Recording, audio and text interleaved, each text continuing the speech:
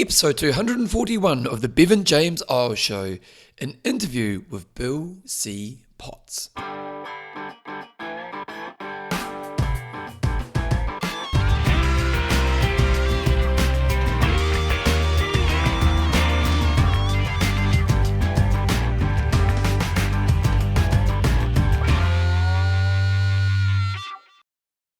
Rightio team, welcome along to episode 241 of the Bevan James Eyles Show, your fortnightly podcast on the behaviours that create a lifetime love of exercise so you can get all the benefits that come alongside it.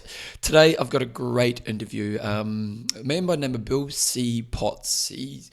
He's basically gone through a long journey with cancer, and he's written a book called Up for the Fight, How to Advocate for Yourself as You Battle Cancer from a five-time survivor. And basically Bill was kind of in the point where it was just getting really tough, and he sat down with, I think it was a priest, and the priest just said, you need to have purpose in this next moment. And so he determined that he wanted to write a book to teach those people who are going through the cancer journey around how to deal with it in the best way, how to, up for the fight, and it's being an advocate for yourself as you work through this journey. And let's be honest, cancer is probably the worst health thing of our time. And not that I'm trying to disregard any health things, but obviously it's a pretty challenging thing to deal with, and lots of people have to deal with this. And Bill wanted to create a book that, if you find out you are going through this process, it gives you a guideway and a pathway to deal with the many aspects of that journey. And I really enjoyed my talk with Bill. So that's going to be coming later on after the first of the show. And his website is Bill C. Potts, and we'll talk about that. BillCPotts.com. We'll talk about that later on. But yeah, I think you really enjoyed this interview. He's very insightful through a very challenging time, so it's good stuff. I do want to say, obviously, the book's out, and I just want to say thank you so much, especially the people who went out and bought it. Last week, I crapped my pants, and I crapped my pants because I've spent 2 years of my life working on this project. It's a passion project. I've talked about the money and resource and all the rest that I've put into this book, and then you put it out there. And you don't know. You really don't know how it's going to go. And and day one comes out, and day one, you put it out, and it went. Well, I released it to my database basically the day before it got released, because on the newspaper in New Zealand, I got a big full page piece, and it was on the biggest website, so I got lots of exposure. So I thought, I'll at least send it out to my database on that one day, and then on the first day it was in the bookshops. I did a TV show in New Zealand called The Project, and I got a lot of good feedback on the interview I did on that, and people seemed to really enjoy it. And then I got an email from my publisher the next morning saying it's sold out in bookshops in New Zealand, which is phenomenal, which I couldn't have helped for more. Like desperate, we need more books and blah, blah, blah. And the distributor was a little bit frustrated with the publisher, because they were like, we haven't got enough books. And the publisher was like, well, this never happened. So that was really encouraging. And the good thing is that it's kept selling through the first week. Now, I see the book being a bit like the first moment it's going to be a big hit. And then from there, that's when we've got to go into using the money we've made from the book to actually figure out the marketing strategy around the book. And so, but the good thing is the first week, it's been absolutely phenomenal. And I know a lot of you people have bought the book, and some of you don't even need to buy the book. Like I know Shane Reeves is the guy who was one of the first people to buy the book. He's an athlete. He does coast to coast. It's not a book for him, and I'm sure he might pass it on to somebody in his life. But more importantly, I think it's just supporting this mission of mine. And I know that for some of you out there, that's all you're doing. And if you are that person, thank you so much, because it really means a lot to me. And even if you are the person who thinks you need this book, thank you for getting the book, because it was interesting. I've had some really cool pieces of feedback. The girl at the gym who's selling the book for me at the gym, she said she took it home last night, or just a couple of nights ago, and she said, I'm already planning my first session that I've got to do by myself this week, which is really cool, which means the book is effective. It's going to help people love movement. And then I got another piece of feedback. One of our runners bought the book, and her son who's like 20, started reading it. And he said to her, Mum, what's really interesting about this book is I can take a lot of this stuff and use it in my university studies. And like that's what this is all about, is growing better people. So It's just, like I was crapping my pants last week because, you can put these things out and they go nowhere. And there's a lot of projects out there in the world that people have done out there and gone nowhere. And I've got no false sense of illusion. Is that a wise sentence? I don't know. But I've got I understand that to make this book work, there's a lot more work to be done. And there's a lot more investment of resource and time to make it work, to actually having the impact we want to have. But it's really nice to show that the first signs are positive. A, it seems to be a book that people want. B, when I talk about the messaging to people who haven't heard it, that seems to be attractive to them and they want to move towards getting the book. C, the people who have got the book, I'm getting good feedback around how I've put it together, and that can actually help people create change. And D, it's actually, we are selling enough books where we are going to get a budget we can play around with. And that's I've talked about on this show a few times, that's what we're doing, is every dollar we make, we're putting back into buying more people getting the book, basically. So it's really cool. And I hope that, the nice thing about a podcast is it's a record of time, isn't it? So I hope that in, a couple of years from now, this book's, worldwide known book, and it's had a massive impact on people. And so, we might look back in this moment, fingers crossed, who knows, it might not be, but I really hope it does. So I just wanted to take the moment in the first part of today's show to say thank you for those people who supported the book. It means so much. Now, if you haven't got the book and you do mean to support me, or you do think it's needed for you, the website is www.passionaboutexercise.com. Remember, when you buy the book, I give you workouts to guide you through the first part of your journey with the challenge or the journey. And I also have that free goal setting course. So the goal setting course is a 7-day goal setting course, which basically helps you set your goals over a 7-day period. And I've tried to make it the value of the things I'm giving you that go on top of the book is worth more the book than the book itself. So the book's $37 New Zealand, which works out to be about $26 US. We've got the audiobook version, we've got the print version, and you can get it worldwide as well. So again, thank you. Actually, one thing, if I can ask you to do another favor, if you haven't got the book, or if you have got the book, if you could put a review on Amazon, that'd be really helpful. At the moment, I think there's only one review, and I haven't really tried to push reviews yet, but reviews do help.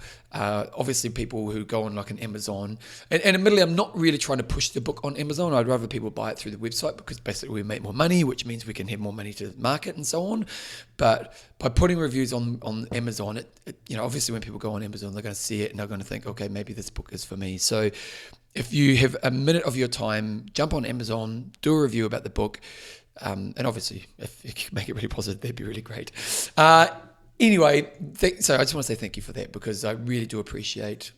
You just don't know how much it means to me. Like, you really don't. You just don't know how much you supporting me with this book means to me, because again, it just means a lot. So thank you. Thank you so much.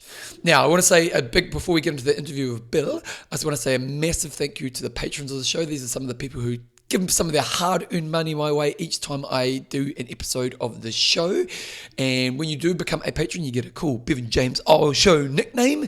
And some of the people who are patrons, we've got Michelle Moondance Van Denventer, we've got Jessica, leader of the pack, Lee, we've got BB going to the City Hall, Frail, we've got Hayden, smooth operator Ryan, and Skip, I will never skip Slade. Those are patrons of the show. If you want to become a patron of the show, go to bevanjameseyles.com, click on podcast, click on support me, go through the process, and that way, every time I release an episode, you put some of your hard-earned money my way.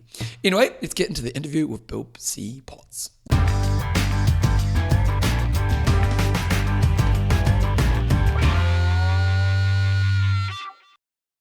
Righto, team. So welcome to the show, Bill C. Potts. He's written the book Up for the Fight, How to Advocate for Yourself as You Battle Cancer, and from a 5-time survivor. Welcome along to the show. Thank you so much for having me, Bevan. It's great what you're doing, and I can't wait to read your book. Oh, thank you very much. So where do we begin with you? Maybe give us your base history. Yeah, base history. Relative to Ironman, I started with Ironman in 2003. I've been the VP of marketing of a sunglass company and had done a license with Ironman sunglasses in the late 1990s. and did a startup software company, and stayed in touch with the owner of Ironman, and wound up working for Ironman in 2003 when there were really only a handful of employees, and when there weren't that many races, and the races that World Triathlon Corporation owned weren't many. It was Hawaii. The rest of the races were licensed, and so it was really fun to be a part of that run up from the Ironman side. I left in 2015 to move into the nonprofit world. I worked for Clearwater Marine Aquarium, home of Winter the Dolphin from the Dolphin Tale movies. But in the midst of this, there's a cancer story weaved in, going all the way back to 2002, right before I started at Ironman. Well, could I ask, what were you doing in Ironman? What was your role? Yeah, so I started off as the VP of marketing, and I ended up, when I left in 2015, I was the VP of global licensing. So, Ironman being such a powerful brand, whether it be sunglasses or Timex Ironman watches or Ironman shoes. At one point we had, Power Bar, Ironman, drinks, all those deals. That was my responsibility to work on the licensing side of it. What was it like, because at that stage, I actually think I did Hawaii 2004, I think it was. The sport did go into this. It was kind of like I suppose it's a niche sport, but there was a place for it. And the time you've been there, you saw massive expansion. What was it like being in the business at that stage and watching the growth of it? Yeah, it was a little bit like drinking from a fire hose from a work perspective, but it was a lot of fun. And, there were times when there weren't many of us. And as we started to grow, that we'd be traveling all over the place, spending weekends, in different parts of the world for these races. But it was really, it's just awesome. I mean, think about it. You get to go to all these beautiful places around the world. And yes, you're working all the time, but you're also watching races. But what I always found with Ironman that I never, ever, ever, ever got tired of was 10 to midnight. 9 to midnight, watching these people just coming across and fulfilling their dreams. It wasn't the pros that made me inspired as much as it was the age groupers that are just, sacrificing so much and overcoming so much to be able to get across the finish line. I looked at it as, Ironman at that time was in the dream fulfillment business, because you cross an Ironman finish line, it changes your life. Yeah. And, for these folks that have overcome a life's challenges, of which we saw so many, right? We get to pick who would be in the NBC TV show. It was just remarkable to be able to watch that. But that was, whether these folks were featured in Kona on TV or not, every race had these special people that were trying to get to the finish line, before midnight. So you've had cancer 5 times. So tell us about that, because it's, once it's horrible, but 5 times, cheapers creepers. Yeah, it's been pretty challenging. So 2002 was diagnosed with thyroid cancer, treated with a radiation treatment, the same radiation that was released by Chernobyl. So interestingly, you get a pill of that to help cure or get rid of the thyroid cancer, in addition to having my thyroid taken out. I thought I was done.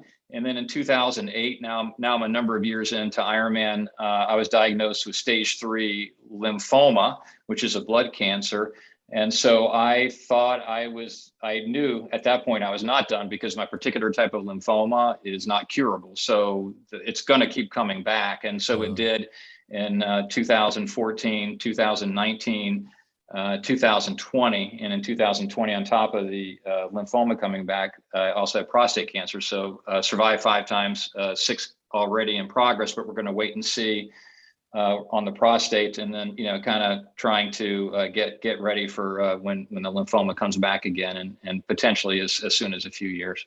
And what was your purpose of writing the book? Obviously you've got an amazing story to tell, but what when you sat down, you thought, I want to write a book about my experience? Because it seems like it is also, you're trying to guide people as they work through a journey of cancer. So maybe just tell me, what was the purpose and who you're trying to help and how you're trying to help them?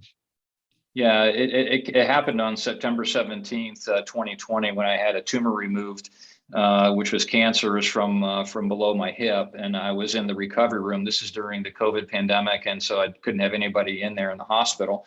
And I woke up from surgery, and I was basically having an emotional meltdown, crying, like really crying. Yeah, I can imagine. And the nurse is like, "What's up?" And I'm like, I'm not sure I'm up for the fight. That's the title of the book. And I'm not sure I want to go through this again. And, I've had a great life, and do I really want to put myself through what's about to happen? And so we worked through that. We talked through that for about an hour, and the pastor came in And I got my head okay. And at the end of this conversation, she said, Bill, the pastor said, Bill, you ought to write a book and turn your pain into purpose.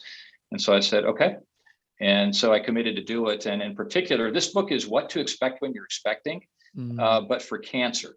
Yeah. There is no book like this out there that kind of takes you through the guide. Look, I wish somebody else had written it. It's not fun to kind of rewrite, what you've been going through. I actually wrote this book while I was going through chemotherapy. So it's meant to help people going through the cancer journey, to take them from the very beginning all the way through ringing the bell. And it is truly will make a difference, because you can only learn what I have in this book by spending 20 years going through it. So I accidentally became an expert and really feel called to share that with others. And so my purpose now is to make sure we get it in the hands of as many cancer patients and their families as possible, so that it can positively impact their journey, which it will. I've test driven this book. It doesn't ship until September, but I've test driven it with some folks that I know that are cancer patients. And I know firsthand, it's making a difference in their journey. So what are some of the lessons that you need to learn as you go, because it's jeepers creepers. Unfortunately, we lost our father-in-law, earlier this year to cancer. And it was sorry. And it was horrific, really. It was really sad. And he was only in his mid-70s, but he was a really healthy mid-70s. He was the kind of guy you thought he was going to get to 100, and 6 months later he'd passed away. And, there's so many aspects to it, isn't there? It's not just, hey, I've got this treatment that I need to go through. There's the emotional journey, there's the family, there's the dealing with the doctors. So what are some of the lessons that people need to consider when they're going through this journey? Like if you let's say you do find out you've got cancer, what are some of the things that people maybe don't see at first that they need to actually start to think about? Yeah, that's a great question. And if there's only one lesson that people take from the book, it is to own your own cancer journey. It's yours, and you have to own it. You have to study. You have to stay on top of things. You have to get second opinions, and you can't lean on the medical community to manage it for you. You have to manage it yourself. And I've been treated at a couple of the best cancer clinics in the world, and they agree with that. I mean, the volume of patients coming through is so high that you have to be on top of it. As an example, for my first lymphoma, stage 3 lymphoma, I turned down the chemo treatment that they prescribed to me. And they're like, Bill, what do you mean you're turning it down? I'm like, guys, I need my hair. I work for Ironman. I'm in sales. I'm traveling all over the place. I can't do a new licensing deal if I'm this, sick guy going into the meetings. Do you have anything that can help me keep my hair? And they're like, well, give us a couple hours. I almost missed my flight, back home here to Tampa. And 2 hours later, they came up with a solution, which in 2008, nobody ever heard of. He says, nobody, you haven't heard of this. It's called immunotherapy. We're working on this thing to help the body kill the cancer, and you'll get to keep your hair. We're not sure if it's going to work, but if it doesn't work, we'll go back to what was originally prescribed. And that was my first really big eye-opening moment that they're okay with you advocating for yourself, and you have to own every step of the journey, every step. And that includes, like, example, when you're diagnosed, I recommend people don't push it out on social media. Don't talk about it until you have kind of a game plan as to how you're going to handle it, because you need to figure out and handle your own emotions and your own mental state without having to have too many people, reaching out to you. Yeah, your family needs to know, but in many cases, you're diagnosed with cancer. You don't know what type, or maybe it's wrong. You need to get a second opinion, which is also a big lesson in the book, which I always do, and get your head around it before you post about it. But and you also have to be realistic about what the journey is going to be, which means you need to study what the impacts of the chemotherapy or immunotherapy or radiation are going to be, what the side effects could be, and be ready for them so that the unexpected things don't happen. And I've been blindsided, literally dozens of times. If I'd done my homework, I wouldn't have been so surprised. I mean, the first time I had immunotherapy for lymphoma, I had a massive, reaction and went into anaphylaxis, and I had no idea. I took my work computer to work, on Ironman while I was in the hospital. I'm like, whoa, no, nobody told me that. I should have known that. I should have studied that. And so basically, the big lesson is own it. It's your journey, and your life depends on you owning it. A lot of people, like I know I am, I'm sometimes too polite to a fault. You know what I mean? Like sometimes, I just rather be polite than be difficult. And so, and not saying that you have to be difficult in these situations, but you are dealing with people who are highly skilled, who have a lot of knowledge, and you probably don't know anything about this area, or when you first hear about it. How do you, because I imagine it's a problem for a lot of people, is that they don't want to kind of be a burden and that kind of thing. So when you talk about, you owning it, what do you have to know where do you have to be within yourself to be the person who can actually say, hey, actually, are there better alternatives? Or, I am going to get up, because a lot of people, I imagine there are a lot of people who probably have better options in front of them, but they are just that polite or don't want to be a burden type of thing. Yeah. Here's how I look at it. It's like, I have to be persistent. I'm always nice, but I'm persistent because my life could depend on it. So when the stakes are that high, right, life and death, which is literally true, if in some cases you don't advocate for yourself and own your journey, then that's the spark that I use to light the fire to make sure I do everything I can do with these doctors in a persistent, polite, consistent way on my journey. That includes when I go into these appointments, having done my homework, right? I can tell you where my drugs were made. I can tell you, I can pretty much guess what the chemo or immunotherapy treatment is going to be before it's even prescribed, because I've done my homework and I've talked with others and I've talked with other groups and I've got my hands around it, because they appreciate that. They appreciate a knowledgeable doctor. Yeah, you're super nice, but if you had cancer, you would be still super nice. You would just be persistent. You wouldn't be pushy, because pushy doesn't get you anywhere. No. But persistence does. And also trying to build a relationship with your care team makes a huge difference. And I'm fortunate that I've done that. Thank you notes for when you come, asking them how they're doing, support them in any way that you can. And it does. It's a difference. It can be the difference between life and death. So you just do it. When you say you do your research, nowadays, Dr. Google, like a lot of people get the cold and they think, oh, cancer, because they catastrophize something that's maybe not really there. So in some ways, it's almost confusing trying to do research. So when you are doing your research, like how do you actually make sure you're getting good sources, you're getting the right kind of information? Because you can get lost very quickly, can't you? Yeah, it's actually in the book. It says don't over review things on, don't over Google things, but you can go to the sources. Like for me, Leukemia Lymphoma Society in the U.S. has great resources, right? So I'm a blood cancer patient, so I lean on them, and they give me they have the resources that are already really good, and so you don't have to worry about, am I looking at the right site on Google? So I lean on that. I lean on my care providers and ask them, get their information. Okay. And so doing homework doesn't mean just Googling it, because that could kind of freak you out. Yeah. But leaning on the experts. If you have prostate cancer, there's prostate organizations, lung cancer, those organizations, they've already vetted all the materials and all the research that they have. So lean on those. Regards to the people in your life, is it part of your job to train them how to deal with you at that time? If you know what I mean? Because there's obviously you're going to go, like, I can't even imagine finding out cancer, but if I found out I had cancer, it's this kind of emotional wall that I've been hit with big questions, is this the end of me and all that kind of stuff. But then you've got the people in your life, and there's going to be different people who respond in different ways. And I don't know, like what's the management of those relationships as you're working through this journey? Oh boy, that's the best question I've had. And it depends, right? So my family, my kids don't know anything different, since they can remember. Their dad's been fighting this cancer journey, twin girls and a son.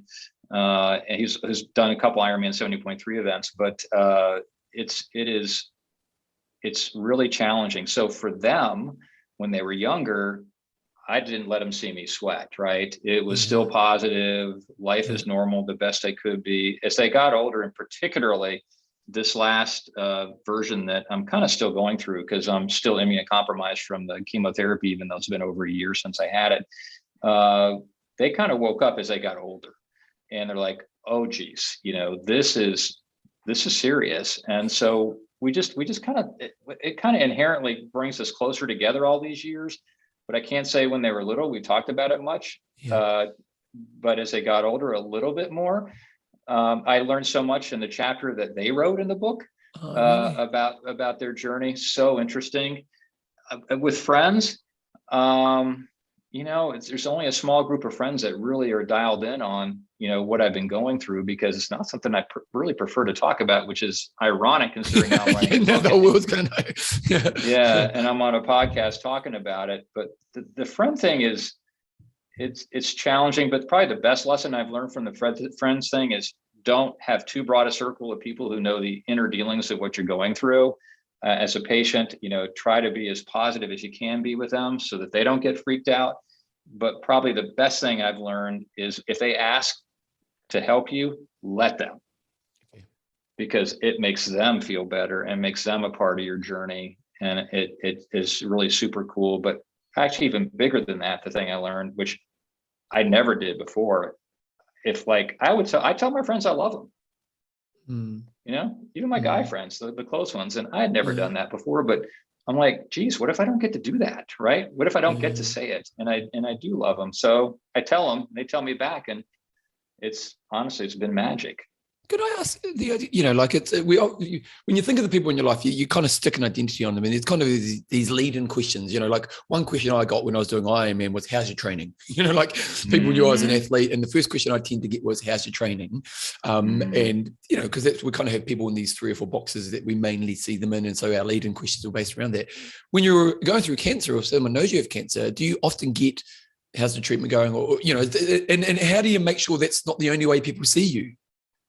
Oh, it's so true. And so I would, and if they're a casual friend, if it happens to be somebody at work, and largely I kept it a secret, but if they knew, I just say, yeah, I'm doing fine. Okay. Because I try to close it off. If it's a close friend, I'll say, yeah, I'm doing pretty well. And they'll say, Bill, how are you really doing? And I'm like, it's kind of rough right now. Anything I can do for you? Usually the next question, yeah, seriously, dude, could you go pick up, a chicken sandwich for me or whatever? That's what I'm really craving. And yeah, sure. I had one guy say, what can I do for you? And I'm like, I don't know. He says, can I take you fishing? I'm like, yes. Yeah. And I'm like, just take me fishing. 2 days later, I'm out on the water fishing, and that's what I needed. So yeah, you're right. You try to close it off because you don't want your identity to be the cancer guy. I still have a job.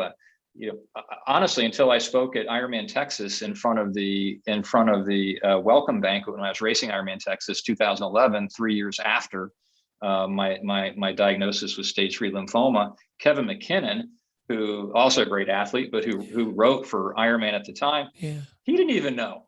And so he heard me speak at the banquet, and he wrote an article that night and said, wow, Bill Potts is, a cancer survivor, then only 2.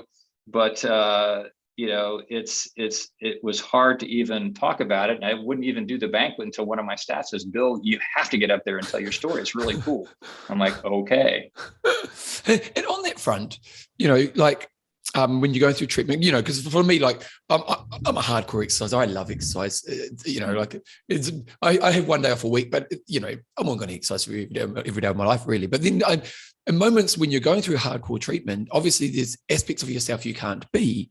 And because you're in treatment, is that something you just accept and you're cool with? Or is it actually quite tough to be missing the parts of yourself like movement, or, there's aspects that actually still are a part of your identity that are important to you?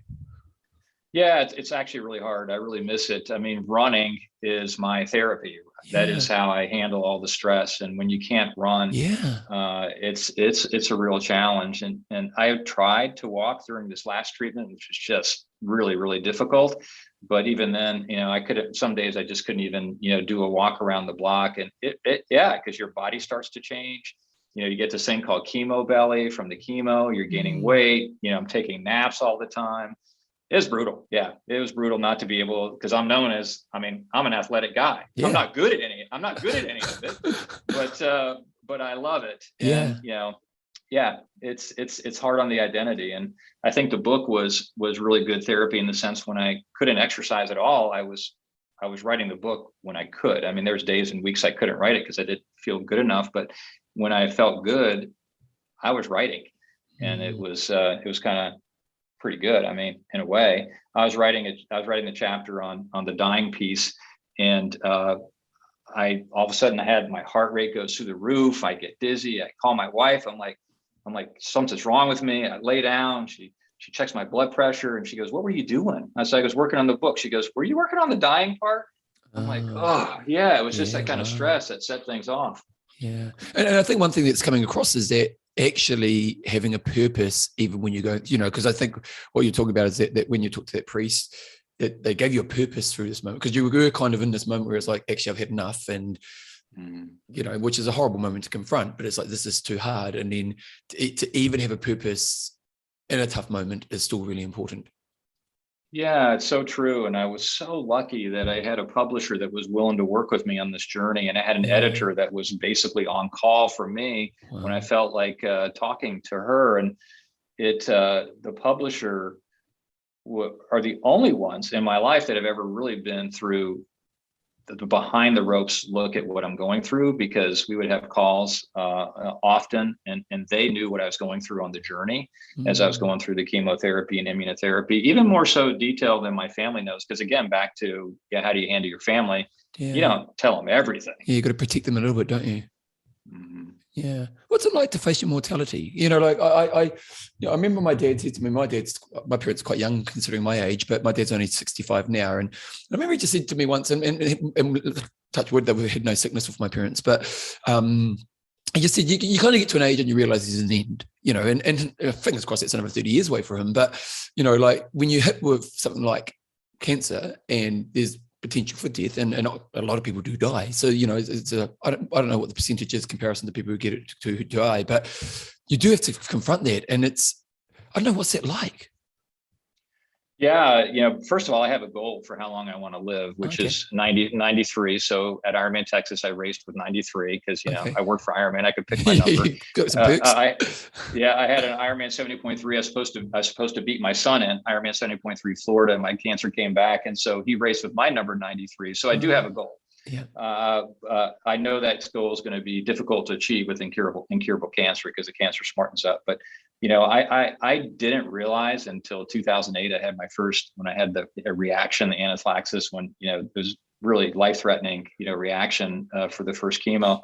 That's the first time I'd even thought about the dying part, and then I kind of tucked it away, and my medical care team's like, "You're going to beat this. You're going to be fine. We got you. We're going to get you to age 93. My medical care team knows my goal. Nice. And they're like, "We'll get you there." So I was super confident. It really wasn't until September 17th, 2020, that it really dawned on me that, this could be it.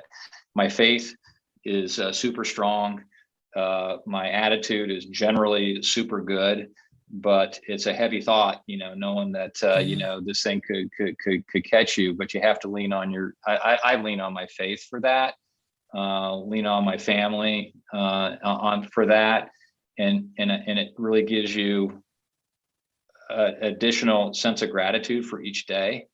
Yeah. And I don't sweat the small stuff nearly as much. Okay. And I spend time doing what I think is going to be adding value. But, I'm not afraid of dying, and I was, for a long time, but I don't want to die, but I'm not afraid of it. And somebody asked me yesterday, so what would be your last words, and who would you want to be with you? And I'm like, it would be my family, of course, but it'd be thanks, because it's been a great run. Yeah. And whenever that time comes, hopefully it's at age 93. I've lived a full life. And so one way I deal with the dying piece is by trying to live. Yeah. Live. I just live. Now, I'll be honest, I'm not someone who has faith, I'm not a religious person. And so, and in some ways, I think, like my wife, she said, in some ways, losing her dad, she said, in some ways it would be nice to have religion, because, there is that kind of the faith of the next life. Do you have advice for people who don't, because it is really important for you. And I think it's a really beautiful thing to have at this moment. And again, who knows, but at the same time, do you have advice for people who don't have faith in this situation? Yeah. The advice would be, you just have to focus on the now, and focus on the living, and not focus on the dying, and live as much as you can while you can. And I've had friends that have passed away from cancer that didn't have the faith, and one in particular did it beautifully. He took a vacation, stopped treatment, took a vacation with his family, because that was important to him, because he knew it was going to be difficult to win anyway. He spent, so much time with his family and with his friends, that you just do that and just get the most out of it you can. Yeah. What do you know? Obviously, you've been very fortunate that you are living longer, but there is that moment where some people are going to find out, that there is no cure. The end isn't close. Do you talk about that in the book and how to deal with that? Yeah. So the advice for those that know that they're not going to make it and is to fight as hard as you can to inspire others that are going through the journey. Love it. Yeah. And that's kind of the secret sauce that gives them a purpose. Instead of giving up, just fight like heck and show others, inspire them through your fight. Well, for people who, because obviously you've written this for two people, it's that person who's going through the journey and those who are supporting people through the journey. What's some advice for, for the people who are supporting, or what do you want them to know as they read this book? As they kind of, let's say my partner finds out they've got cancer today. What do I want to start to learn from this book? Yeah, so I learned some great things from my wife and kids who wrote that answer to that question in the book. And it's like you have to, as a caregiver or a family, you've also got to take care of yourself. Nice. You really have to. And so you don't, for example, my twin daughter, one of my twins was about to move to Boston right when I was about to start my last treatment. She goes, "Dad, should I go? Or do you want me to stay here?" I'm like, "No, go live your life." So you still have to live your life. You have to. You still got to have your friends, your support. You still need to do your hobbies. My wife plays tennis. 4 days a week through the whole thing. And when I wasn't in the hospital and she wasn't there with me, so you have to live it. And you have to have your own support. My wife's biggest concern was, what happens to you if something happens to me? I'm like, makes sense, right? If she gets sick or tears a knee on the tennis court and got to have surgery. And so she was a little bit cautious on all those things. But anyway, the best advice I could give would just be live your own life. Don't stress over math that you're reading about or seeing on the internet about that particular type of cancer. You don't have to dive into too much detail, and basically just be present when they need you. And I think one thing that seems that you've done really well, Bill, is that you understand the giving that's coming to you and you give back, as the patient, as the person with the you talk a lot about, making your support network as in your medical professionals feel like they're a part of your team, making sure you appreciate, giving back to your family. And because in some ways, and it's, I wouldn't call it a selfish time, but it comes a bit about you, doesn't it? And so you've got to make sure that it doesn't just the people around your life will be consumed by you. And if you get what I mean. Yeah, no, it is a great time to be, in a way, to be selfish, right? Because you're fighting for your life. And so you have to focus on getting better at all costs. But you're right. You have to moderate that with empathy for those that are watching you go through it. And I think it's got to be hard for my family to watch me suffer, and when there's nothing they can do except just be there. But being there is what I needed. It's really close. It's funny when you think about what's really important, and it's just that knowing, that knowing that people who care for me are there for me. It's the best thing they could do. They just would sit there, not say a word, and that's all I needed. What's been the greatest reward of writing this book? So far, it's been the positive feedback that I've received, from people that have read it. And I told the pastor at the Mayo Clinic where I went through the September 17th, 2020 thing. I told her if it just I was going to do it, and if it made an impact on one person, then it would be worth it. Somebody asked me the question. A friend of mine said, "Bill, has the cancer journey been worth it?" And I'm like, what kind of question is that? I mean, it's been pretty rough. But I'm like, I thought about it, and I'm like, well, so far, no. But when the book comes out and it's written and it gets in the hands of cancer patients and their families, it improves their journey, and there's tips in there that I'm not overselling. It can save lives. Then it has been worth it.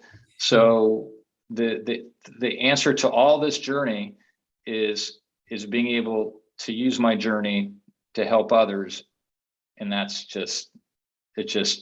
going to be so rewarding. I can't wait for it to come out and get bigger distribution. Yeah, and also I imagine you've learned a lot about yourself. As much as you'd rather have a life without this experience, I'm sure there's even I love how you mentioned just letting people in your world know that you love them. Like there's so many amazing lessons I'm sure you've learned through this massive adversity you've been through. Yeah, I have a chapter called Lagniappe, which is a French Cajun word, which is kind of the summary of some of the lessons about life that I learned, going through the cancer journey. Look, I much would have rather not gone through it, but it's changed my life in so many positive ways. You can't you can't change what's happened, so I don't look backward. I look forward. Yeah. And I'm just grateful honestly, I'm just grateful for every day. And I'm grateful to have the time to talk with you today. It's just awesome. Hey, Bill, the book is called Up for the Fight. Now, I see it's not actually on the market yet. You can pre-order it from the website. The website is billcpotts.com. We'll have that in the show notes. So basically pre-order it now and it comes out in September, is it? Yeah, it does. And September 13th, it'll be available worldwide. I think for you guys, the Kiwis, you buy it from Amazon Australia. It's going to be in the US, Barnes and Noble, Target, things like that. But I just hope we can get it in the hands of many people as we can. Oh, well, and like you, writing a book just to try to make a difference. Yeah, totally. And I think, it's unfortunately cancer is probably, it really is the most horrible thing of our time, really, when we think of how it affects the world. And so, fingers crossed in the future, we do know how to get over it, but working through this is a really important thing. So thank you for your time today. And thank you so much for the interview. And again, the website is billcpotts.com. The book is Up for the Fight. Check it out.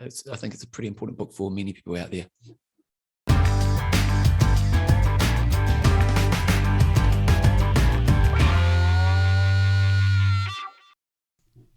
Hope you enjoyed that interview. I know it's very specific to people going through a specific thing, but let's be honest, cancer is one of those things which unfortunately affects most of us at some stage in our life. It's either through people we know, like Joe's father losing his life to cancer this year, or ourselves and people in our community. So the book isn't out yet, but if you go to the website billcpotts.com, you can pre-order it now. We'll send you to Amazon. We'll ship around the world, so you'll be able to get it from Amazon around the world and get that pre-order right now. It'll come out in September, and if you read some of the reviews, and these are from people who are like doctors and stuff, oncologists and people who work with cancer, it's got some really good reviews. So I think it's going to be a pretty important book as we move into, for those people who are dealing with cancer. So again, the book is called Up for the Fight, How to Advocate for Yourself as you Battle Cancer from a 5-time Survivor. So I'll put a link to that in the show notes. Anyway, that's this week's show pretty much done and dusted. Again, I want to say massive thank you for the support of the book. If you can support the book, what you can do is get the book on www.passionabouterexercise.com. You can also put a review on Amazon. That'd be really great if you could do that. Also, spread the word. If you know this book is for people who aren't exercising. So if you know somebody in your life who isn't exercising, if you can send a review to, send them the website, just say, hey, this guy is really passionate about helping people. He seems to have put together a really good plan. I think this is a really good investment in yourself. It's kind of especially if you're someone who's fit, because you've often got credibility. But you know what? Even if you're not fit, if you're just someone who wants to help somebody else bring exercise into their life. So help me spread the word. Also, thank you to the patrons of the show. If you want to become a patron, go to bevanjameseyles.com, click on podcasts, support me and go through the process. And I'll be back in a couple of weeks from now with the next episode of the podcast. As always, keep being you.